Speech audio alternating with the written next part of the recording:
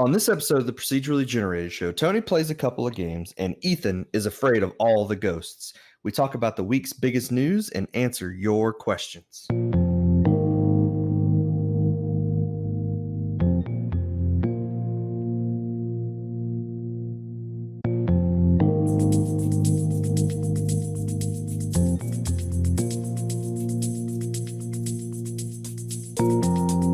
Howdy, everybody. Welcome to the Procedurally Generated Show. I'm your host, Tony, and joining me this week, I've got Ethan. Hey. What's going on? It's October. It is October. That is true, which means we are now a couple of weeks into the scary games, and we got a good scare out of me today. But there were some good scares out of all of us, I believe. That's true. So some words will be edited in the pre-show this week, the PG plays. Looking at you, Jason.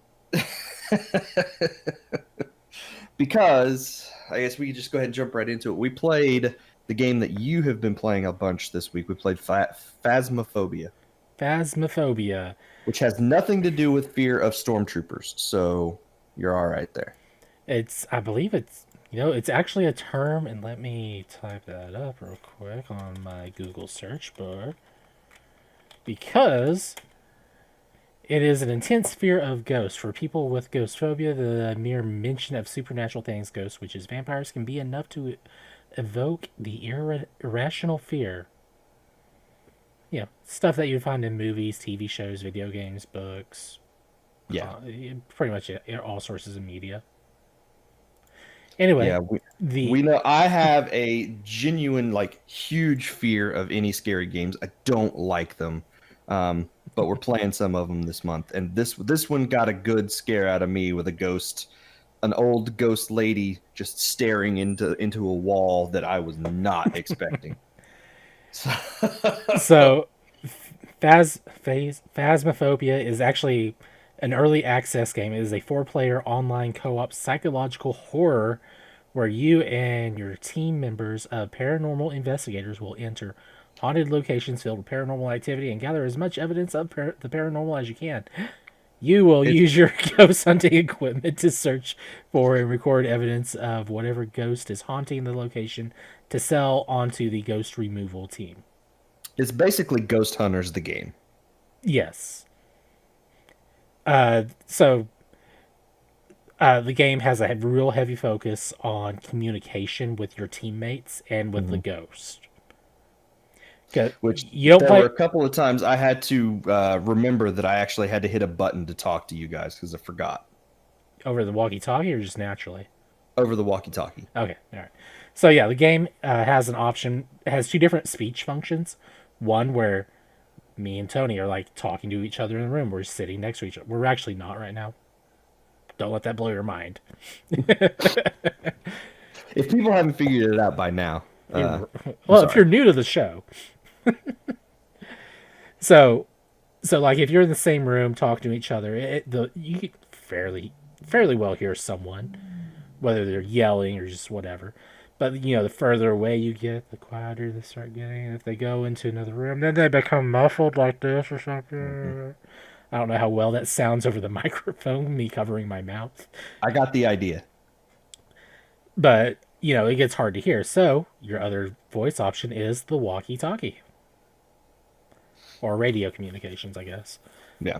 And so you get that awesome little staticky voice sound effect, and you hear the static when you push and release the button. It's really awesome.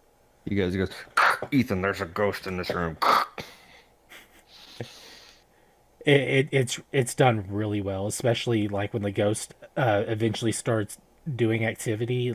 They will eventually start hunting. The ghost will hunt you. So what happens is when they do that, everything goes haywire and the communication stops, and so you have to rely on actual voice or just be absolutely quiet. Yeah. And I'm going to be honest, being quiet is probably the better choice, and it's really hard to do that. Because if you can be quiet, just go and hide in a closet or a locker or a different room and just be still, don't move, Well, I mean, it's the same thing I just said there. Don't move. Don't say a word. Like, if you have a quick mute button on your mic, hit that. And just sit there until the haunting clears up and hope for the best. Unplug the microphone and then plug it back in when you're done. Okay, so each time you go to a location, you arrive, you're in the back of your truck with your teammates. You have your whiteboard. It tells you, like, all right, here's what your 4 objectives are. First one is always figure out what the ghost is and get out. Second, third, and fourth ones are kind of randomized. Generally, it's like going to be like, get a picture of this, do this to make the ghost less hostile, and do this other thing. That's generally what it wants from you. Yeah. And sometimes it's like, get a picture of the ghost, find this bone, get a picture of this, get a picture of that. It's really annoying for the most part, trying to get them all done. But when you do, you feel like you're a really awesome ghost hunter at that point. But you also have to grab the copy of the key to the front door to get in. Mm-hmm. I don't know why that's a thing, but I love that. And then you have all your equipment. Oh wait, no, back to the whiteboard. I forgot. It also tells you the name of the ghost and whether it gets annoyed when you say its name when you're alone or with a group of people, it will react. So if it says it only reacts when you're alone, perfect. That means you got to get in a dark room where it's supposed to be and hope you can survive while you try to get a reaction from the ghost. Whereas if you're with everyone, it's like, all right, let's all go in here. Let's activate this thing. Hey, are you here, ghost? And it's like, yeah, sure. It's like, cool, see ya. And we peace out. But you have all your stuff in the back of the van. You have flashlights, EMF sensors, spirit boxes. It's a rapid radio channel thing that does something, and the ghost will communicate to you through that.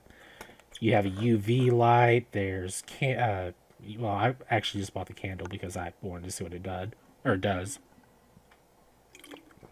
And I was trying to take a drink of water while I was talking, so that's why I'm speaking weird. There's also they call them smudge sticks. They're basically just a handful of some kind of incense. I forget which kind it is, and it makes the ghost calm down a bit or something. I don't really know. I'd have to look it up. Crucifixes, cross, and that just, I think it's good for 2 uses of preventing the ghost from doing stuff or making them calm down to not kill you right away. What else is there, Tony?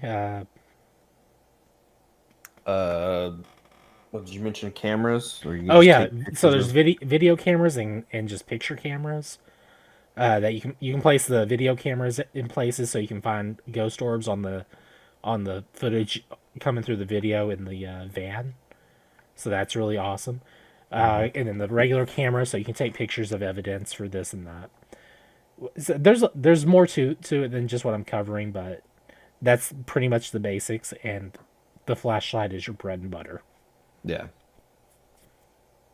Yeah. Because without that flashlight, you're lost in the dark. Mm-hmm. And I may have done that once on that one map.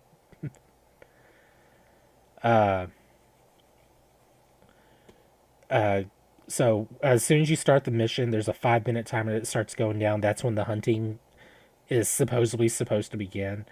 Yeah. By the ghost. It can start a lot sooner, I think, if you're in the harder difficulty stuff. So that's the thing. And you also move up from with each successful mission you level up. So and once you hit like level 10, you have access to all the gadgets but you have to buy them from the store with the money you get from each mission. And if you get captured by the ghost will actually kill you. You don't get the experience. I think you can still get money, but it's kind of a rare occurrence. I don't know. I haven't actually died on there. Now I'm jinxing myself for any future play. Yeah. The next time you play, that's the first thing that's going to happen is you're going to die. I know. But the game has full voice recognition, so like you'll go in a room, toss down the spirit box, and be like, Steve Martin. That is actually a ghost. That is, and I've seen that Betty White is a ghost in this game as well. Yeah, well, one of the ghosts we were looking for today was William Smith. Yeah, Will Smith. Wait, which one? Did we see that one or not? Like, Yeah, that was the first one. oh, okay. I don't recall actually seeing the ghost, but okay. I saw him once. He was the one that, You're the one that saw him. That's right. yeah, he walked out of the bathroom, stood there for a second, and then just disappeared. And it's amazing when the ghost pops up because you're kind of dumbfounded for a moment. It's like, hi, and then it's like, oh wait, no picture. Yeah, and my job was to take pictures of the ghost, and I was just like, there's a ghost. And I told everybody, and then I just stood there. I was like, what am I supposed Yeah, to do? that's exactly how it happens. Because it happens so fast that you have to be ready for that. And so a couple times I had my finger on the button to take a picture and accidentally took a picture that I didn't want to take. And you know what? I gotta point this out. While we were playing, Tony got a hold of the camera and accidentally takes a picture of Stuart in front of the house. And then we continue to play the level, 30 minutes into that or so? Probably. And I bring up the journal. I'm like looking through there to see what all pictures Tony has taken. And it says dead body. And it's Stuart. Well, and he's very much alive. Oh, yeah. He is definitely alive. I'm kind of laughing at him, like calling everyone, like, hey, go to the journal and look at that page. And then at the same time, I'm like, Stuart, you need to get in the van. He just says okay and leaves. You've been targeted, and you do not need to be in the house. I waited until he got in there. I was like, hey, go to the journal. Look at this. He's like, okay. All right, you see this? He's like, yeah. Now look above the. Oh. It's like epic foreshadowing. Hooray. If the ghost does kill you on there, then they will try, and they can be kind of jerks about it. You'll have like these two grayish hands. Mm-hmm. They come around from the sides of your head. So like if you're wearing a VR helmet, this sucks to have happen. But it's coming around from the back of your head, and they just kind of slowly, you see them, and you're like, oh gosh. And then they close in immediately. And everything goes dark. You wake up in like an underground dungeon looking thing. And there's a light hanging, and then you might see another person down there, and the light breaks, and then you wake up and you're a ghost. In the ghost house. You can follow the ghost around, you can follow your friends around, that you can hear them communicate, but you can't communicate with them. Because they can't see or interact with you. It'd be nice if there was a way you could do things like move something just a little bit or tap on a wall or something. I want to say you might be able to interact with the Ouija board if we ever find one. I have not seen one of those. I hope to see one soon. The only object that I've seen in the little bit we played was the Voodoo Doll. That thing is awesome. Which freaked us out at the end of our thing because Totally we were standing on the porch and you said, hey, I want to show you how this Voodoo Doll works. So you grabbed the Voodoo Doll, you threw it in the house, and it flew back to the porch where we were standing. And this is the house has gone dark, and we was the ghost of Mare on that one?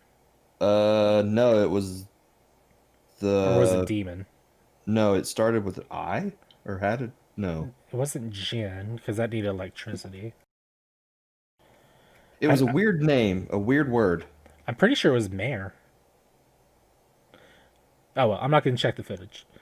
Anyway, it was a really hostile ghost, and so throwing the little voodoo doll into the house and it pops back outside, I was like, that's not good. We're supposed to be safe out here. So I picked it up and tried again, and it flew right back in my face and disappeared. Yeah. Man. And that was the point we knew it was time to go. Yeah. We'd already had our evidence stuff. At that point, it was just for fun. I was happy with leaving, especially because that was like the first time we're all in a dark room, and the ghost is like, hey, I'm right here. Yeah. Yeah, we were all standing there, and the ghost just pops up over. It was like standing over by a chair against the wall. It was looking at the table. It was facing the wall, and it was just making this weird noise. And it's like I've seen ghosts before, but that was just creepy. And I mean, like that was the point I made the audible. Oh my gosh! And was freaked out, and then a few minutes later, the the expletives were flying from a couple people. Yeah, I will have to edit out the audio at that point for that brief moment. But I'm not going to edit out the part where I'm like, and this is where Jason did this. Or then there was the part where one of my children sounded like a ghost in the background. That's I'm leaving that in the video. That was hilarious.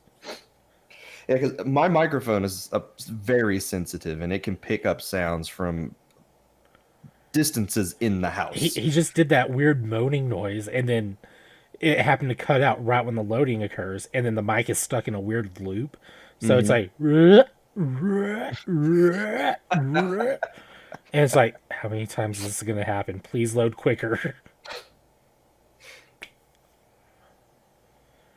Yeah. Man, I really could talk about this game for a while. I've put over 10 hours into it, and I've enjoyed streaming it on Twitch. As you get more equipment on there, it becomes a lot better. I've found out that I'm more of a motion sensor, sound sensor, and this weird IR thing that I haven't got to work yet kind of person, because it's just I set all that up along with the cameras, and then I just want to sit in the van and monitor everyone and feel safe. Yeah, that would be me too. But I became the cameraman. I did like that we were just forcing you to wear a camera on your head the whole time too. I was expecting to be out in the truck a lot more often. It's like, all right, Tony, I need you to go over here. All right, now go over there. That Yeah. didn't exactly happen. Yeah, no, it was a really fun experience with a full 4-player group. But that's definitely not a game that I would put a ton of hours into because I'm a giant chicken. Yeah, and And it's not something that you can play it by yourself, but I'm not. I would never recommend that. With the way some of the ghosts have a higher attack rate if you're alone, or well, I mean, if you're alone, they're already a higher attack rate, but like some of them, they're just gonna attack immediately when you're alone, apparently, or something. So it's like, yeah, don't do that.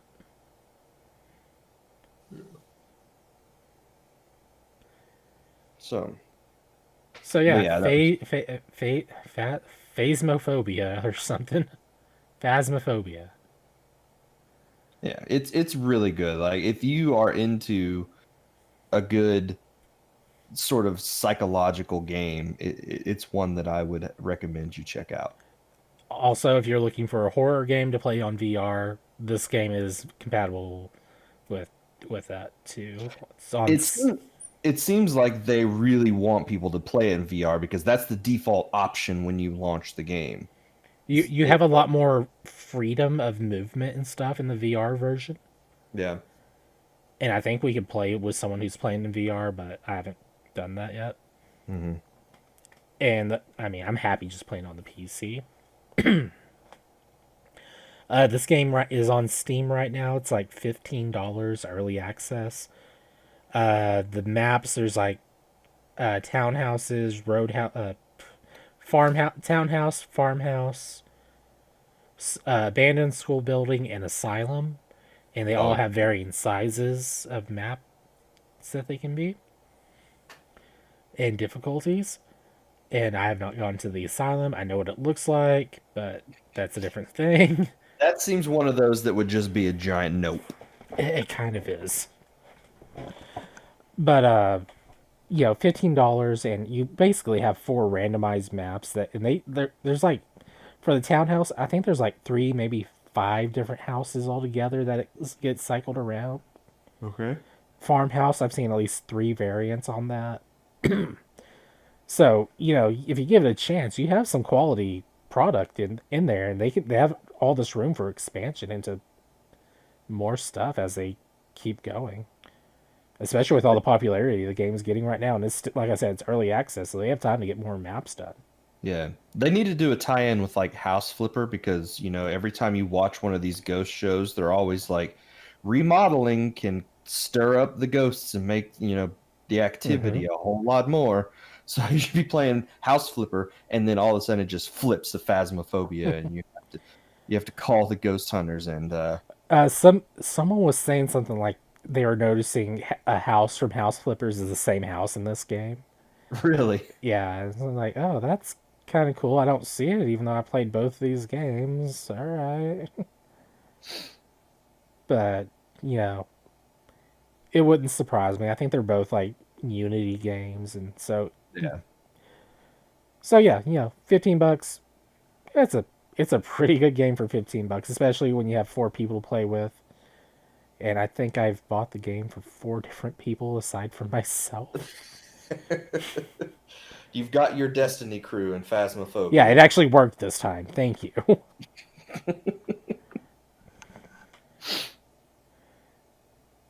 So yeah, if you're looking for a good horror game for October, there you go. Luigi's Mansion 3 is what I would recommend. Perfect. What have you been playing, Tony? I've been going through a couple games right now. I'm still playing through Crash, trying to finish that. I got to the point where I defeated Dr. Cortex, and I was like, this seems awfully short. And I sent you a message. I was like, I just beat Cortex, and I was like, there's no way they're going to run credits right now. Is it because there's a lot of stuff that I swear I haven't seen? There's uh, a whole mask that I haven't seen at all. There's a gravity flipping mask that Mm-hmm. will let you change. I hadn't seen that. I hadn't played a Dr. Cortex level yet. Uh, so I was like, this can't be the end of the game, and it wasn't. Um, the Cortex fight is not that difficult either, which is what made me think this can't be the end. But at the same time, it could have been, because once I got to Dr. Cortex and Crash 1, that fight didn't last very long either, and that was the actual end of the game. So, um, I have gotten I've gotten that, and I've played some Dr. Cortex levels now, and I just don't like them. It's the one part of the game that I really don't like. Everything else about the game I'm enjoying. It's been really fun, but the Dr. Cortex levels, they just feel so weird because he doesn't have the same move set, which is fine, because like Dingo Dial doesn't play like Crash. Hmm. The girl Bandicoot that Crash was in love with in the first games, Oh, you play as. is she still in the game series? I hadn't seen her since the first game. Yeah, she's in the game. Her model has been completely redesigned. She's got like pink and blue hair, um, and it's sort of shaved on the sides, and Oh, okay. a lot of discussion about this character, and I'm like, it's fine. There's nothing wrong with the character design. It's technically not the same version of the character from that original Crash trilogy because she's from another dimension, so it's like an alternate dimension version of this character. Um, which is a good way to explain the difference and the new character design. And I like the way she plays in the game. She's really good. Um, but the Dr. Cortex levels are just not fun. He doesn't have the double jump. Uh, he uses a gun, and it's really hard to aim the gun at enemies, because when he shoots an enemy, it turns them into a platform basically. Oh, Um, and you can either make them a solid platform, or you can shoot them twice and they turn into like this super bouncy platform. But it's huh. really hard to aim with him, and Is it because it's not inverted controls? no, it has no. You don't deal with up and down motion. It's only left and right. Mm-hmm. Uh, but it's really hard also to get some timing with him. So if you're even the slightest bit off with timing of characters that are moving, and you need to create a platform for them, he just can't reach the platform, and there's nothing you can do to like reverse the effect and turn them back into an enemy so that you can try to uh, reposition the platform. So you just have to die and start the section over again. Weird. Um, he also has this dash ability that lets him cross big gaps, um, but the levels just haven't been fun with him. And I thought the same thing sort of in the demo, but I was hoping that maybe with the final version of the game it would be different, and it's not. All the other characters are great. The game has been really fun. I'm surprised at how much more I've liked Crash 4 than Insane Trilogy. I do sometimes feel though like I'm going to destroy my PS4 controller, because I am pushing those D-pad buttons really hard, and it feels like I'm going to snap the thing in half sometimes. Oh, Because no. you can play with the analog stick or the D-pad, and I just feel that the D-pad feels better for the movement in that game. But I've been playing through that. I'm getting close to the end of that, and I've also been trying to play a little bit of Paper Mario because I haven't finished that. And the problem with that is I can't play unless my kids are watching. They've like forbidden any Paper Mario play unless they're watching. And so in the evenings, I'll turn it on and I'll play 30 minutes or an hour or whatever. So the going has been very slow in Paper Mario. I'm on the way to the purple streamer. I'm in the ocean. Nice. I think this is the fourth of the 5 streamers that I've got to do. I have found everything that you need to find in the ocean. It's a little bit Wind Waker-ish in that respect, except you move a whole lot faster, and the map's not as big, so you don't have to And deal the with... water is a lot safer. Yes, that is true too. But in that section, you're supposed to find 4 islands that are basically, you know, the 4 different suits of the playing cards, and then they'll give you the location to a 5th submerged section. And I've got that. I'm in there, and once you get inside that section, you're supposed to find 3 separate orbs that are based on different elements. And I found the first of the 3, so I need to go do the other 2 parts of that. And I think that'll get me close to finishing the purple streamer, and then I can go and do the 5th streamer. So I would like to be playing this a little faster, but it's become a family time thing. So Paper Mario has been going slowly, but I'm enjoying that as well. Both of these games will probably end up on my end of the year list. Nice. Both Crash and Paper Mario. Cool. So I need to find some time to play Luigi's Mansion this month. The problem is I don't have a video cable for my GameCube, so I need to buy one so that I can play the first Luigi's Mansion on the TV. That's been an October tradition for a very long time now. Yeah, and I mean, those cables should be fairly easy to find, right? I think they're super cheap, but you can get them at not GameStop, Vintage Stock, fairly inexpensively. I think they're like $7 or something. I think I have like an old multi-tap Pelican adapter, and it does like was it composite? Is that the one with the red, blue, green? That's a component. So yeah, it does component, and it like makes my PS2 games look a lot better. Yeah. And I like using that. I like using that for my Xbox, actually, the original Xbox. Yeah. Oh, excuse me. I had one of those for my original Xbox as well. Does the GameCube use the same video cable as the Wii? No. I thought one of those systems did. The or maybe Super, it's Wii. the Super Nintendo, the GameCube, and I know those 2 used it. What else used it? Oh, the Nintendo 64. All 3 could use the same cable. Oh, okay. This, like, I mean, if you got the the RCA, so composite. Well, if the N64 and the GameCube will use it, It's that one that's the big gray connector thing that goes on the back of the console. Yeah, I should look and see if my N64 cable will work. I didn't even think about that. Oh yeah, yeah, you have an N64. Yeah, you're welcome. I do.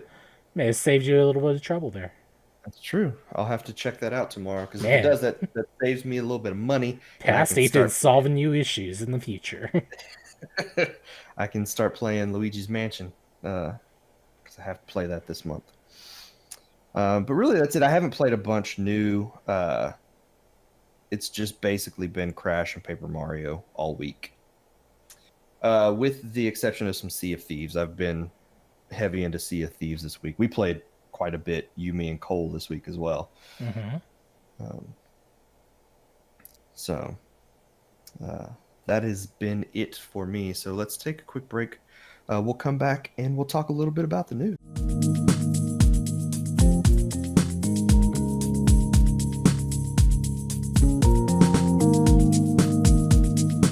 In the news this week, Amazon, we are just a few weeks away, I assume. I haven't seen an actual date for the launch or the early access period for Luna from Amazon.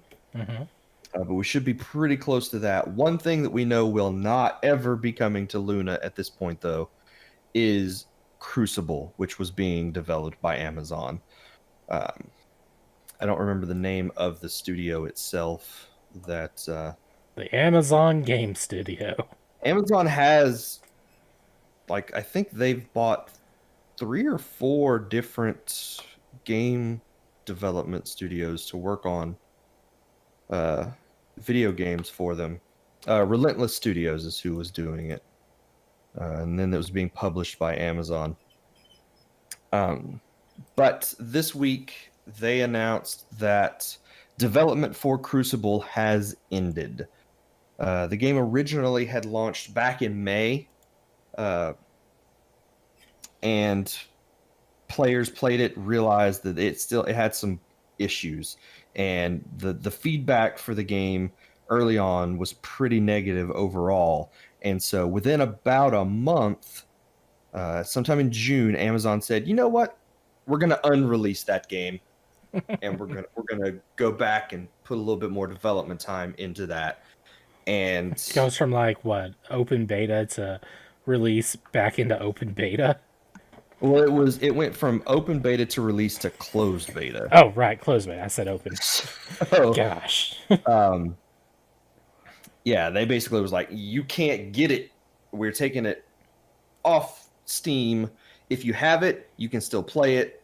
We would really like you to play it and give us more feedback, but you will not be able to download the game brand new if you hadn't gotten it before they delisted it from the Steam store. And on the game's website early Friday, I believe, they said, ultimately, we didn't see a healthy, sustainable future ahead for Crucible, so they just stopped development. They're not going to be able to fix the game and make it the way they want it to be, basically. So Crucible is done. You will not be able to play it after November 9th. They will keep the servers up for a little bit, and they have said that they will do a special send-off for players who have been playing the game. They'll do a couple special things right before the end when they turn the servers off. But November 9th will be the last day you'll be able to play it. And then the development team will all move over to development for the MMO that they are working on called New World. Oh. As well as other unannounced upcoming projects that they say they have. Other projects to develop. Yay. So yeah, they are going to be working on other games. They're trying really hard to break into the game space. They have an idea of what they're doing. They're just not doing it that great. Exactly. And I mean, when you have a big, massive game like what they already released, and now they've unreleased and just canceling it altogether, right? Yep. So I mean, that's like a question. It makes you question how good this other it's MMO, isn't it? That they're Yeah, it is. So yeah, you're gonna question. It's like, well, are they gonna support this game or not? I don't think I even want to touch it if that's the case. Yeah. Because then it's all your hard work. It just gets thrown away because the developers said so. That also makes people a little weary about the future of Luna. If Amazon is going to cancel development of a game like this, people are going to naturally question whether or not they're going to support their own game studio or game service going forward. So hopefully Luna has a really good launch. It works well. It gets the features. There are some features that they've said will not be available immediately at launch, but very close afterwards. So hopefully they hit all those targets and Luna is successful, and then development of New World goes really well. Because as much as people joke on, Google and Amazon, I want to see them succeed because that means good things for the games industry going forward. Well, yeah, I mean, you don't really want to see anyone not succeed unless they're just a total scumbag for whatever reason. Future news story, I'm sure that we'll talk about. But, I mean, this is Amazon right here, big company. Yeah. I want them to release good stuff. Mm-hmm. I also want them to keep supporting it as well. That's true. I'm very excited for the release of Luna. I'm checking my email and eagerly waiting that early access invitation so that I can download Luna and try it out and play around with it. Even if I can't get the controller, because that controller will be available as soon as you get your early access invitation. But it will work with a PS4 or an Xbox controller. So I'm very excited about that. Stadia, for all the flaws that it has had, the actual part of playing games works really well with Stadia. So I'm hoping we see that same success with Luna. I like their business model a little bit more right now. I wish you had the option to buy the games if you wanted, but it is a straight Netflix style subscription service. So we'll see what the next few weeks brings for Amazon in the game space. But speaking of game streaming, Microsoft this week said, you know what? We will have Game Pass Ultimate on iOS. Yay! However we can get it. That's right. Because when Luna was announced, it was also announced that they were going to be bringing the service to iOS. And they were going to be doing it through a dedicated web app that will allow you to access the game through Safari or the service through Safari on iPhones and iPads. And Microsoft has said, you know what? Fine, we'll go that same route. And Phil Spencer this week was quoted saying, we will absolutely end up with iOS on iOS with Game Pass, and it will happen early in 2021. Take that, Apple. So, Apple works with Amazon. Earlier how I was saying, like, I want Amazon to succeed. I'm wanting Apple to fail. It's just that moment where you've gotten too big and too far away from what you used to stand up for, and now it's coming back to bite you. That's kind of what this is. Kind of, not exactly. Yeah. I mean, they had rules in place, and those rules have been broken by their customer clientele or whatever you want to call it. But at the same time, a little common sense says, "Oh, we should let this happen. We are stunting the growth of the future by doing this." There's no reason for it not to happen.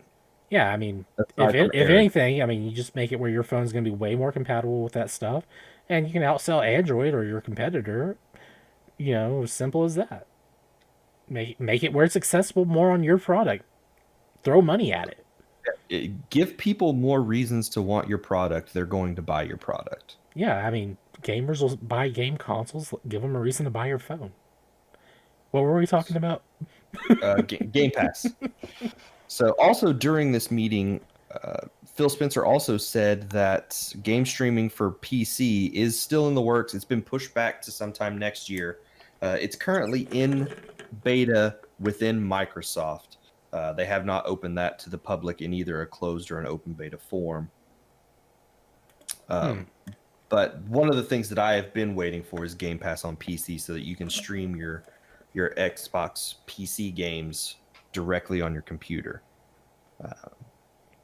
That would be nice. It would.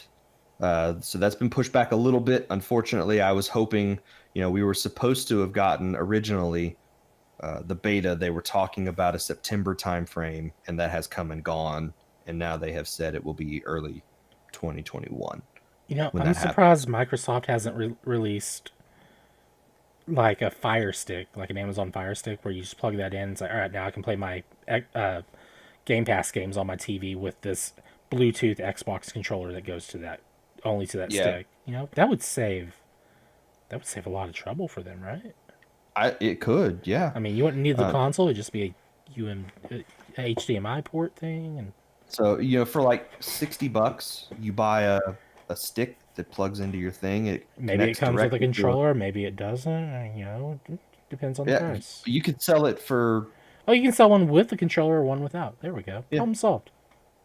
Exactly. So if you have a bunch of controllers already and you don't need another controller, you can save that $50. And for $50, you get the Game Pass console, even though it's not really a console. Hey And Phil, then for hey Phil, just write that check out to Ethan King. for $100, you get the Game Pass stick and a controller. You know what? You know what? You don't have to write a check. Just give me unlimited Game Pass, everything, and Yeah, unlimited gold for life, Game Pass for life. and and we can be friends on Twitter There you go. or Facebook. You know, whichever one. Probably Twitter. I mean, Probably Twitter. but how about both? You know, I'm Dude, not. I hadn't even thought about that as a possibility. Just the idea of a Fire I'm Stick claiming type. that. I'm claiming that as my idea now. So That would make incredible sense. it would be it'd be like oh gosh, crap. What's it? What Google do? Stadia. It'd be like theirs with the Chromecast. yeah, with the Chromecast. Yeah, I can't believe it we was had my never idea thought to about steal that. their idea and make it my own idea and sell it to Xbox. There you go.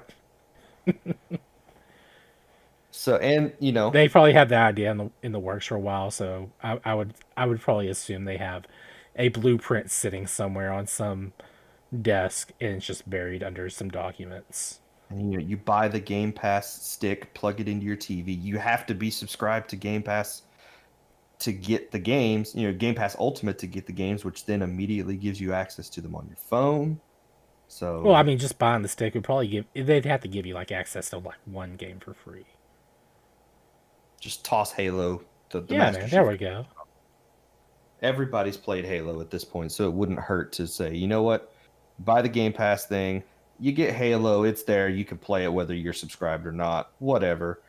Oh, and And they have like little themes for like when you turn it on, you can get like the original Xbox boot up with the little green glob between the two things, and it zooms out and says Xbox on there. Or you get the 360 or whatever. You know, I think that'd be a really awesome thing. that would be cool. That would be cool. Phil, that's free money right there. So about that friendship thing, just I want I DM want me. one of those. I have an Xbox. I want one of those. Or, it would be like really good for like my parents who Yeah, don't care about that, but like my dad likes to play golf games and yeah, stuff and, like and that. maybe he doesn't want to play a game sometime, but still wants to use a device. He has access to movies that can be streamed through it just as easy. Man, That's that's a crazy good idea. someone's gonna tell me I'm stupid for that, I'm sure, but I would not. and then they could just turn around and like even with smart TVs, you know, it has built-in app or whatever, and just sync your controller to the TV. Mhm. Yeah, well, like Luna's going to be working with Fire Stick, so just toss the Game Pass Yeah, app to Amazon well, and be like, yeah, here. they don't even have to make their own. They just make an app and make it compatible with everything and call it good. So about that friendship, Phil, Um, it's like Ethan, drop the friendship, get over it. It's not happening. it's not happening. It's like every No. time the idea gets better and better, and then we just get further and further away from the Fire Stick idea. So, one place you probably won't see Game Pass is the PS5. Oh, Um, actually, it'd be really weird if we did. I wouldn't mind it, but it'd be weird. I mean, I assume it's a possibility. Like if Sony came to Microsoft and said, "Hey, we'll let you put Game Pass on here. We just want a small." You mean Microsoft came to Sony? No, I'm saying if Sony said, "Hey, we will allow you to put Game Pass on the PS5," just Well, I mean, we, they already have some exclusive games that Microsoft owns on their system coming out soon. that's true. That's true. But the PS5 is coming out. We're what, like a month away We are a from the month launch away. of the system? Maybe less than a month, somewhere in that range. Yeah. And Sony has confirmed that most PS4 games will be playable on PS5. They said 99% of the games or something like that. I think is what they said, right? And yeah, it's 99 point something percent of the Yeah, games because there's they like, said 99 just because they couldn't actually give us the correct percentage. I think there's like 4,000 games that they've said would be Yeah. compatible. So But they have released a list of the games that will not, and the list is 10 games long. that's a very small list. So it's like 99.999999999%. Yeah, and they haven't said why these games won't work. I don't have any idea why these games wouldn't work. But that list of games is Afro Samurai 2, Revenge of Kuma Volume 1, Oh, DWVR, whatever that is. it's a VR game. Okay. Hitman Go Definitive Edition, Uh, Joe's Diner, okay. Just Deal With It, Never heard of it. no, Robinson the Journey, I think I heard of it and didn't care.